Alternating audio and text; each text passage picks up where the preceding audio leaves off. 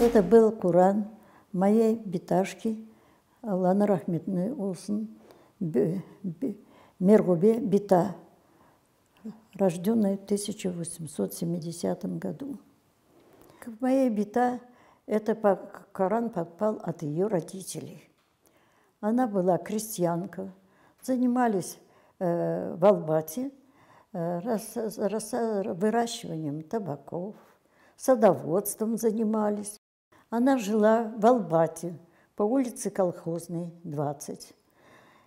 И когда было выселение, она взяла этот Коран и при выходе упала на землю, плакала, взяла в платок земли крымской.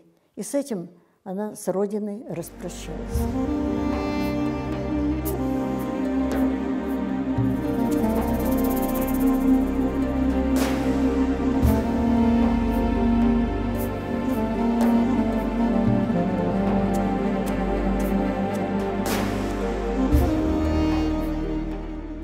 Ей этот Коран попал от ее родителей, а от нее после ее смерти этот Коран моей маме остался, ее дочери, моей маме. Вот.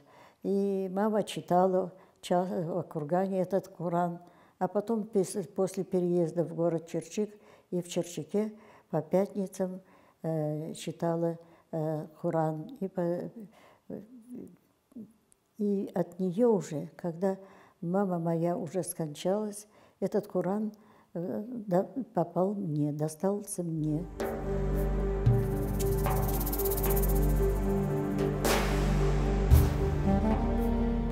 Здесь написано, что этот благородный Коран, напечатан этот благородный Коран после проверки 2 шейхов, а также в типографии Терджиман на пожертвование Исмаила Бея Гаспринского, владельца газеты Терджиман.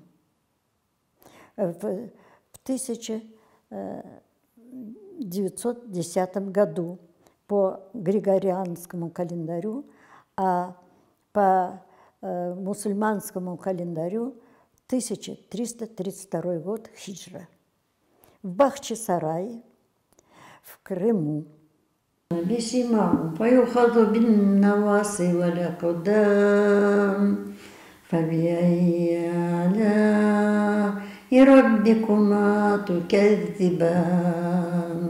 Я его читаю, периодически читаю и сравниваю с современными Коранами.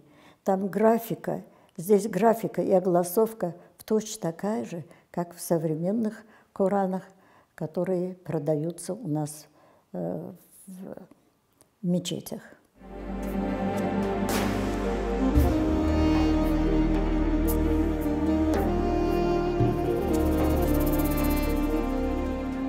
Это Коран для меня как что-то святое, поскольку с этим Кораном связана история, как связана наша вся история. И Коран этот пережил ту же трагедию, что и наш народ. Вспоминаю свою бабушку, своих родителей, всех умерших и родственников. Я рассказываю детям, значит, мы не все вечные на этой земле. После меня этот Коран, чтобы хранили мои сыновья и внуки.